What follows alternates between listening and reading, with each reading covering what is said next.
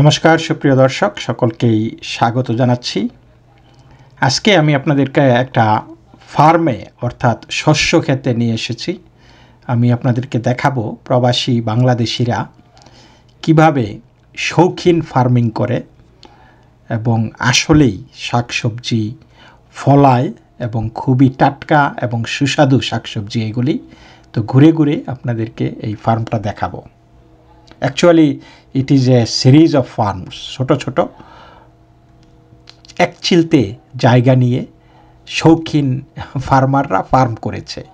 তাদের প্রাত্যহিক দৈনন্দিন জীবনের নানান কর্মব্যস্ততার মাঝেও সময় করে তারা এই ফার্মে আসে, এই ফার্ম করে এবং নিজেদের সংসারের জন্য টাটকা ভেজিটেবল সাপ্লাই দেয় এবং একটু বেশি উদ্বৃত্ত থাকলে সেগুলি তারা বিক্রি করে মানুষের কাছে।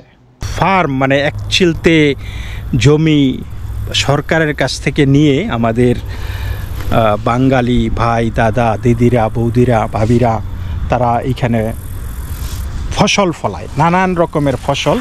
আপনারা দেখুন এই যে এখানে এই যে লাউ বড় বড় লাউ, তারপরে মানে পুরাটাই দেখেন লাউ গাছে ভর্তি এগুলা।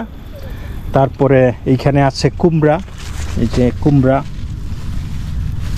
তারপরে এইখানে শিম গাছ, এই যে শিম হয়েছে অনেক, লট অফ মানে বিভিন্ন ধরনের শাকসবজি। এই যে লাউ, এটা বিশাল বড় কুমড়া একটা। তারপরে এইদিকে এই যে মাচার ওপরে লাউ, এইখানে কুমড়াগুলি খুব ফ্রেশ। ও মাই গড, এদের আমি যাবো কী করে, পারমু কী করে? আচ্ছা, এই দিক দিয়া পার হওয়ার চেষ্টা করি চিপা দিয়া।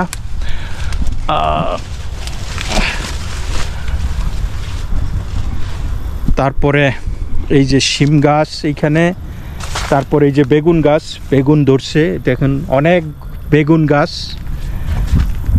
এই যে মরিচ, এই মরিচগুলি একদম মানে এগুলি সিরিয়াসলি জাল মরিচ। একটা খাইলেই নাকি একদম পুরা মানে তরকারি গরম হয়ে যাবে আর কি। তো তারপরে আমরা দেখতে পাচ্ছি এইখানে টমেটো, এই যে মরিচ গাছ পুরাটাই। তারপরে এই যে এইখানে ধনিয়া পাতার এইটাই অনেক গন্ধ, দারুণ দারুণ ধনিয়া পাতার গন্ধ। তারপরে এই যে এইখানে শিম, মরিচ,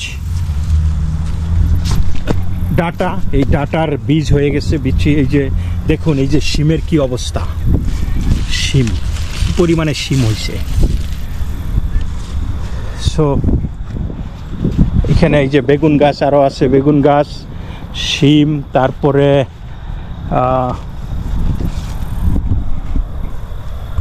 এইখানে আছে বিভিন্ন রকমের শাকসবজি।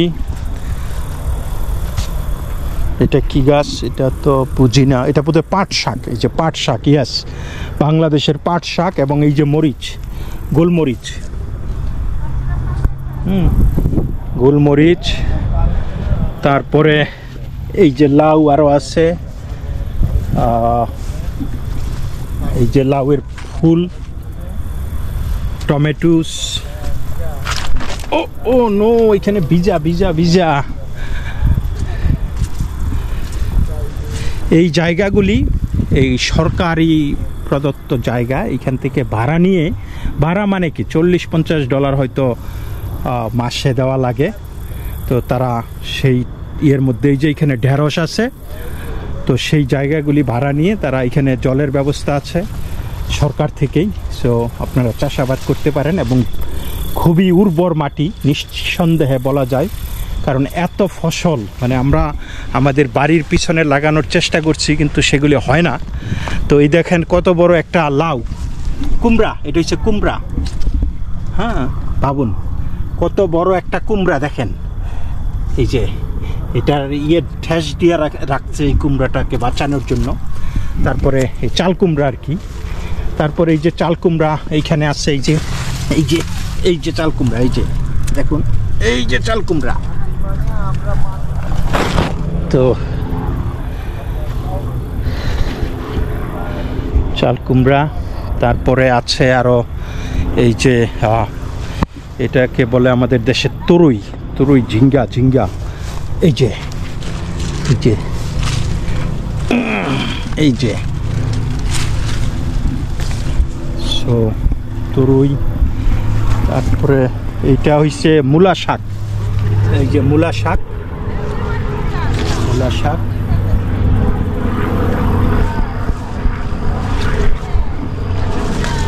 তো আমরা এইখানেই এইদিকে আছে এই যে লাউ, লাউ, এই যে লাউ হইতেছে এখনো। এটা এখন সিজন প্রায় শেষ, খুব শীঘ্রই আর 2-3 সপ্তাহ পরে এগুলি মরে যাবে। সুতরাং আপনারা বুঝতে পারতেছেন যে এই সিজন, এই যে এইখানে একটা বেগুন, শিংনাথ বেগুন, তো এই সিজনটা শেষ হয়ে যাচ্ছে, শীত পড়বে। শীত পড়লেই আস্তে আস্তে দেখেন এই যে পাতাগুলি অনেক পাতাই মারা গেছে, অলরেডি মরে গেছে বা শুকায় গেছে। কারণ এই জিনিসটা মে মাস থেকে শুরু হয়, মে মাস থেকে সেপ্টেম্বর পর্যন্ত। অক্টোবরে এখানে ঠান্ডা পড়ে যাবে, ঠান্ডা পড়লে আর এই গাছগুলি থাকবে না। এই যে আমরা দেখতেছি এখানে তরুই গাছ, এই যে তরুই। তারপরে এই যে আমরা দেখতেছি করলা, করলা, করলা, এই যে করলা অলরেডি, এই যে অনেক করলা, এই যে আবার একই সাথে এই যে তরুই, করলা। তারপরে এই যে দুন্দুল, ও মাই গড, এই যে দুন্দুল, দুন্দুলও দেখা যাচ্ছে। এই যে করলা দেখা যাচ্ছে, করলা, করলা, এই যে দুন্দুল, গর্জিয়াস, অ্যাবসলিউটলি। এইদিকেও আছে, এইদিকে। ও তারপরে এই যে মাটির মধ্যে এই যে কুমড়া, কুমড়া, তারপরে প্রচুর পরিমাণে করলা এটাতে, এই যে এটাতে দেখা যাচ্ছে অনেক, এখনো খুব তাজা আছে, কিন্তু খুব বেশি দিন এই তাজাটা থাকবে না। এটা এই যে করলা, করলা, এই তাজাটা কয়দিন পরেই এটা শুকায় যাবে। এই যে এইখানে দেখা যাচ্ছে কুমড়ার ফুল, কুমড়ো ফুলে ফুলে, এই দেখুন এই যে অনেক ফুলে অনেক শুকায় যাচ্ছে, এখনো কিছু কিছু আছে। এই যে টমেটো, টমেটো এইখানে অনেকগুলি আছে টমেটো। সো এইখানে এই ভাড়া নিয়ে আর কি তারা এগুলা করতে পারে, যার সময় আছে, হুইচ ইজ গুড। মানে এত ফলন হয় দেখুন, মানে কত আর কি। এবং এইখানে শাকসবজি কিন্তু মোটামুটি দামি এবং ফ্রেশ শাকসবজি, আপনার একদম গাছের জিনিস। দেখছেন টস টস টস টস করে এইগুলা। এই যে এইখানে আরও হইতেছে। So what a nice surprise. এইখানে আবার দেখা যাচ্ছে যে সানফ্লাওয়ার ফুলও দেখা যাচ্ছে 2-3টা।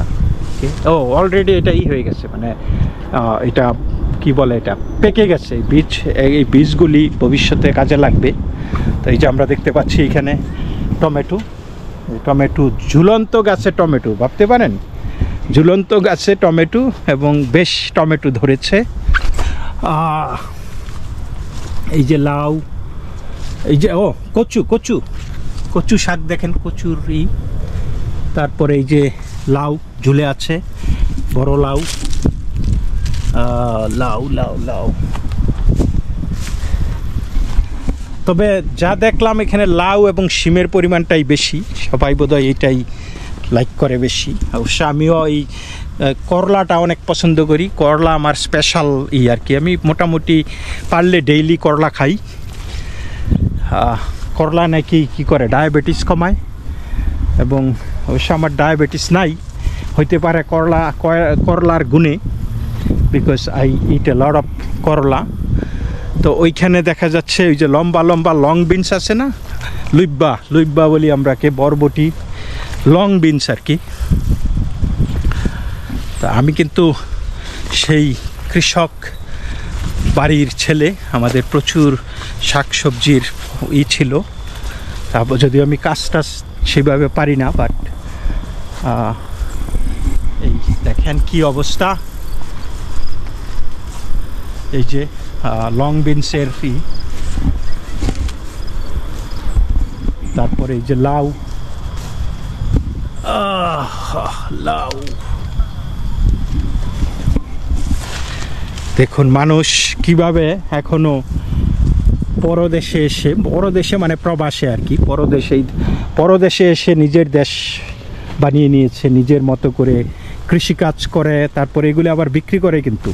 এবং এই যে হালকা অল্প জায়গার মধ্যেই প্রচুর পরিমাণে শাকসবজি হয় এবং নাইসলি তারা এগুলি অনেক দাম, অনেক এই যে এটাও এক ধরনের বিনস, এগুলি কিন্তু ভালো পয়সা দিয়ে তারা বিক্রি করতে পারে। তাদের এইখানে এক একটা ক্ষেতে $4-5,000 তারা আয় উপার্জন করে।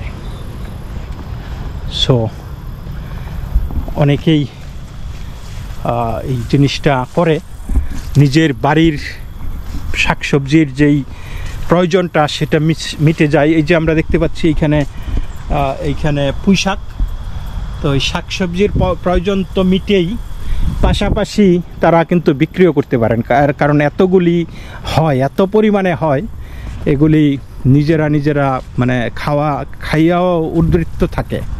সো অ্যাটলিস্ট নিজের প্রয়োজনে হলেও এই ধরনের বাগানগুলি তো খুবই ইম্পর্ট্যান্ট, তাই না?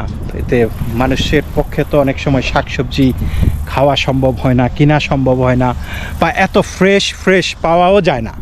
তো এই যে এইখানে যে এইভাবে এত ফ্রেশ কিছু পাওয়া, এই যে ছোট্ট টমেটো, এগুলি স্পেশাল টমেটো, কিন্তু এগুলি সালাদের জন্য খায়। তো কে যেন আবার একটু এইখানে গাঁদা ফুলের একটু লাগাইছে। তারপরে এইখানে দেখা যাচ্ছে